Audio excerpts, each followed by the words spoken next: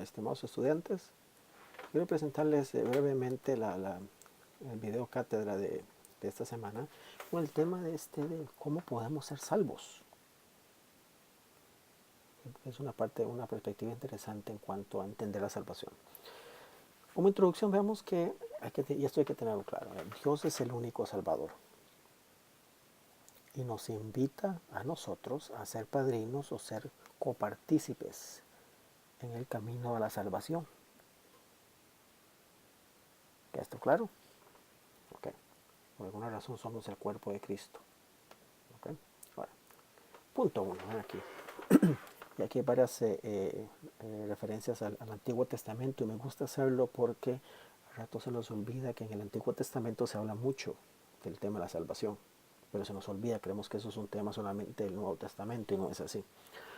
Dios salva, eso queda claro. ¿Okay? Ahora, los humanos somos agentes para traer salvación a otros. ¿Ok? Vean el caso de Hechos 2:40, se dice, sed salvos de esta generación perversa. Porque Pedro le dice a sus oyentes, sálvense. ¿Son los oyentes de Pedro agentes de su propia salvación? ¿Por qué le dice esto a Pedro? Y ahorita entramos en ese detalle. Ahora, recordemos el rol de Moisés, el rol de los jueces, el rol de los profetas, el rol de los reyes. Y eso es sumamente importante porque su rol como líderes eran ser agentes para traer salvación a otros. Pero la salvación viene de Dios, Dios es el que salva. ¿Queda claro? Porque al rato se dan abusos en eso.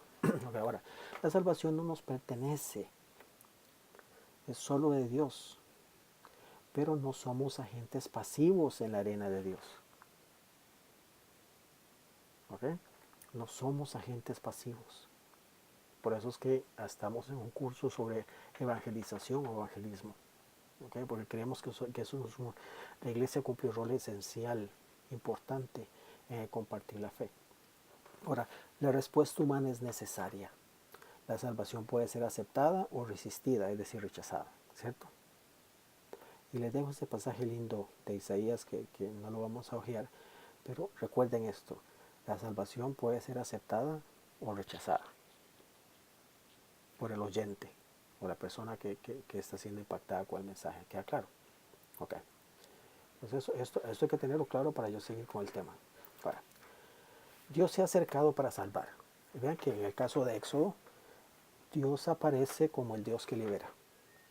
Y la presencia de Dios mora en su pueblo y les disipula para que imiten su carácter. ¿Ok? Y eso es importante considerar. Ya había hablado un poquito de ese tema anteriormente, ¿verdad? Vean la nube de sombra de fuego, el tabernáculo. Ya entramos ahorita en detalles sobre eso y los sacrificios para obtener perdón. Dios se acerca desde el Antiguo Testamento para salvar. La salvación no es un tema solamente en el Nuevo Testamento. ¿Ok? Dios siempre se viene a acercar. Ok, ahora, Dios se ha acercado en el templo. Por eso es importante entender ese tema del templo, porque estamos hablando desde Génesis, en cuanto a, por ejemplo, escuchamos desde muy del inicio del capítulo 2 de Génesis, ese tema de los altares, que en realidad significaban lugares de sacrificio. ¿Okay? Abraham, sus altares, etcétera, etcétera.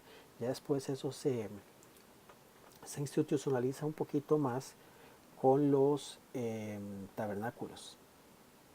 Y luego el tabernáculo ya con la construcción de ciudades, porque ya no era una cuestión nómada como lo era con el tabernáculo, ya se construye el templo. ¿Queda claro? Okay, entonces, todo eso me refiero. Okay. Entonces, el templo significa la presencia de Dios entre sus elegidos. La casa de Dios, la casa del Señor se menciona más de 300 veces en el Antiguo Testamento. La presencia de Dios en el templo, en el tabernáculo, ¿okay? Es señal de salvación. Es señal de que Dios se ha acercado. ¿Okay? Ahora, el templo fue construido bajo revelación divina, recordemos, y hay varios pasajes que les dejo para que vean. y su presencia fue señal de elección y seguridad. Un lugar de encuentro. Eso es lo que el templo era un lugar de encuentro entre la humanidad y Dios. Ahora, hablamos de sacrificios de alabanza y culto para restablecer la correcta relación con Dios. ¿Recuerdan algunos de esos pasajes y otros pasajes importantes sobre qué hacer en cuanto a una ofrenda de pecado y el tema del día del sacrificio? ¿Recuerdan? Es decir, en todo esto hay que tener también claro, eso es, la sangre es señal de sustancia de vida y por tanto sagrado para Dios y entregada como ofrenda sustituta de la vida humana por aquellos que necesitan perdón. Queda claro por qué era necesario el sacrificio. Ya que estos eran medios de gracia en el Antiguo Testamento. ¿Ok? Ok, sigamos adelante, que eso se pone interesante ahora ya con la presencia de Jesús. Entonces, Jesús viene a poner su tienda, es decir, eso viene de Juan 1, del 1 al 14. Jesús viene a establecer, a poner su tabernáculo entre su pueblo, tal y como Dios lo hizo en Éxodo. ¿Queda claro? Vean lo lindo que es esa conexión. Ahora, como perfecto sacrificio y sacerdote, Jesús sustituye toda la necesidad de ofrendas de sacrificio como perfecto sacrificio. ¿Okay? Aquí hay una ruptura. Pero vean que hay mucha continuidad con el Antiguo Testamento. Pero aquí se da una ruptura y Hebreos lo aclara muy claramente. La importancia del perfecto sacrificio en la persona de Jesús. ¿Okay? Ahora, con Jesús el templo se fue a las calles para alcanzar a los pecadores. Hace un par de semanas había hablado sobre el templo y la mesa, por ejemplo en Lucas, ¿verdad? Es esto. Jesús, el templo mismo de Dios, se va a las calles a acercarse a los pecadores. ¿Okay? Ahora, durante la época del segundo templo en Israel, se empieza a usar el lenguaje de exilio, opresión y la necesidad de esperanza para la restauración de la venida del Mesías. ¿Okay? Se vuelve a retomar este lenguaje y es aquí en donde aparece Jesús y el reino de Dios. Y aquí ve que estamos hablando del tema del reino de Dios en todo esto, ¿verdad? El dominio de Dios tomará lugar y eso era el reino de Dios. Es decir, Jesús vino en un momento histórico perfecto para aparecer. Ahora, fíjate que Marcos presenta a Jesús como la llegada de Dios, como en el Éxodo. Vean cómo se apunta al Antiguo Testamento. La misión de Jesús es inaugurar su reino. Esa es su misión. Ahora algunos se preguntan, ¿y cuál es la misión de la iglesia hoy? La misión de Jesús. La misión de la iglesia es la misión de Jesús. ¿Qué más? Jesús es la cabeza, la iglesia es el cuerpo. Entonces, la misión de la iglesia es presentarle el reino de Dios, que ya no vino a inaugurar Jesús. ¿Okay? Los súbditos del reino deben responder en fe a la llegada de ese reino y abrazar esa nueva realidad en sus vidas. Es decir, pero tenemos que entender que es ese reino y abrazarlo en fe. Porque a ratos, por más que lo entendamos, nos quedan muchas dudas, pero hay que abrazarlo en fe para que se empiece a manifestar como una nueva realidad en nuestras vidas como comunidad y como individuos. Okay. Yo ojo el orden, comunidad, luego individuos. Y eso es algo que he venido hablando por ya algún tiempo. Ahora, el reino restaura la relación entre Dios y su pueblo. Ya había hablado un poquito de este tema. El reino es una restauración cósmica. Habíamos hablado de eso, ¿verdad? Es decir, la salvación es para impactar todo el cosmos, toda la realidad. Establece justicia, rectitud y paz. Y aquí viene el término shalom. Vean que el término salvación en el Antiguo Testamento es shalom. Irene en el Nuevo Testamento, en el griego. En el hebreo es shalom. Y shalom tiene que ver con el establecer justicia, rectitud y paz. ¿Cuál es la labor de la iglesia entonces en el día de hoy? ¿Cuál es la misión? Establecer justicia, rectitud y paz. ¿Cómo? De palabra y de hecho. que Dios ha llegado. Es un mensaje del reino. Dios se ha acercado. Dios no está lejos. Dios no nos ha abandonado. Dios se ha acercado tanto, tanto, tanto, tanto, tan cerca en el Antiguo Testamento. Luego la presencia de Cristo y la presencia del Espíritu Santo dentro de nosotros, dentro de la comunidad. ¿Okay? Ahora, Jesús en su ministerio demostraba y anunciaba que el reino se había acercado para reinar. El reino no es una idea abstracta, puramente. El reino es algo concreto, que se debe ver en cada iglesia. La iglesia debe estar involucrada en lo político, en lo social, en lo económico, en lo cultural. Todas las áreas de la vida deben ser influenciadas por la iglesia, haciéndolo desde el mensaje del reino, no desde la politiquería. ¿Okay? Ahora, ¿estamos dispuestos a creer y participar en ese reino que ha llegado? El reino está al alcance de la mano. ¿Extendemos nuestras manos para alcanzarlo? Ese es el aspecto que yo mencionaba arriba. El reino se nos presenta, lo vamos a tomar, vamos a responder a él. Ahora, Dios llamó a la gente para seguirle. Jesús llamó a la gente para seguirle para anunciar ese mensaje del reino. Es decir, nuestra tarea hoy es hablar de ese mensaje del reino. Es decir, un momentito, aquí quien reina es Dios. Hay gobiernos democrático, capitalista, lo que ustedes quieran llamar hoy, estados, donde hay autoridades que hay que respetar si estas autoridades están haciendo el bien. De lo contrario, no debemos someternos a ellas. Pero hay un mensaje. No, aquí quien reina es Cristo. Es que hay otros valores por encima de todo esto que son más importantes. ¿Queda claro? Ahora, Dios se acerca a los pobres y pecadores, a los excluidos y rechazados.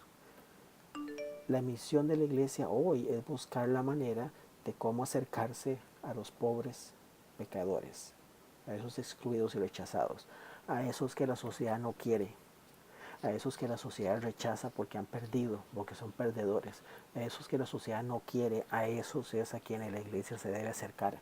La iglesia activamente se acerca a esos se acerca. Y se acerca para liberarles integralmente. Se acerca para ofrecerles la salvación y hablarles del reino, que hay esperanza. El problema está en que algunas de nuestras iglesias ven más fácilmente el acercarse a las clases altas o clases medias, porque esos sí tienen dinero. Y eso es un problema, y es un problema ético que la iglesia debe atacar en cuanto a su misión.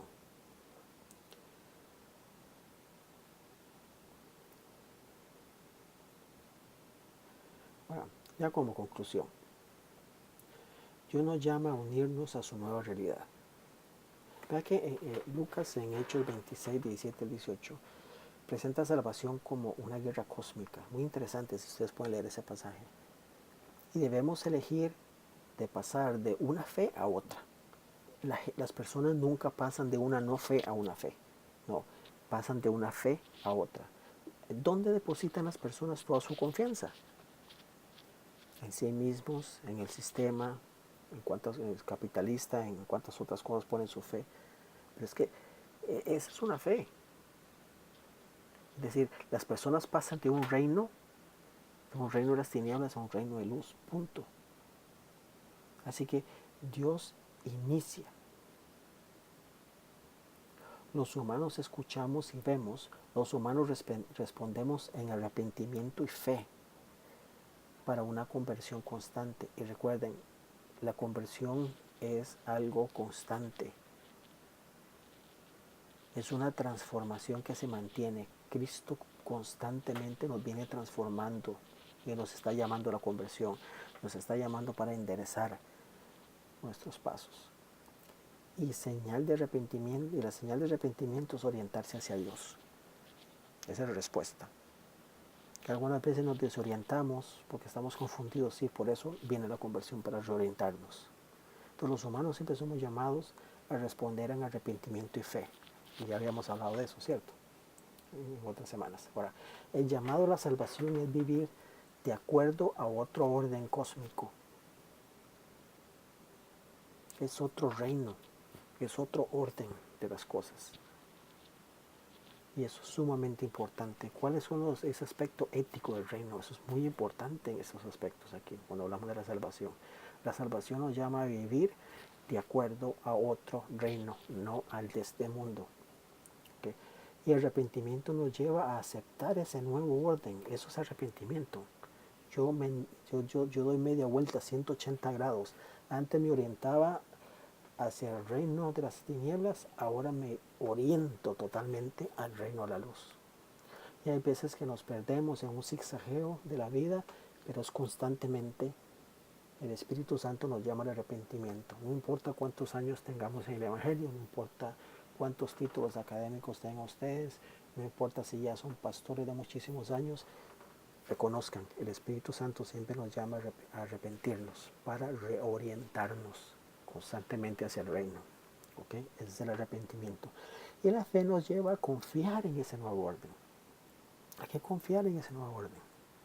Y ven la relación tan importante y tan estrecha que hay entre arrepentimiento y fe. Ahora, en la conversión nuestra autobiografía se reconstruye. Nuestra vida es reconstruida bajo una nueva interpretación. ¿Cierto? Una vez que llegamos a los pies de Cristo y abrazamos esa salvación, ¿qué es lo que sucede? Empezamos a ver nuestra vida a partir del momento en que fuimos transformados.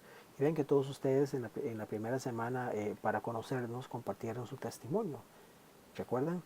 Cómo hubo un momento en donde sus vidas fueron transformadas y a partir de ahí ustedes, y esa es la vida de todo aquel que se convierte, cuenta y reconstruye su historia a partir de ahí, porque ahora ha encontrado la luz, ha sido llamado al arrepentimiento y en fe abraza esa nueva realidad. Los testimonios de las personas convertidas cuentan de cómo eran antes y ahora cómo son ahora. ¿Cómo son ahora? ¿Me explico? A eso me refiero con esa autobiografía nuestra que se reconstruye. Ahora toma una nueva interpretación, ¿verdad? Y el arrepentimiento nos lleva a incorporarnos a una nueva comunidad. Y debemos comportarnos como esa nueva humanidad. El arrepentimiento y la fe nos llama a vivir la vida como iglesia en comunidad para expresar que somos una nueva humanidad.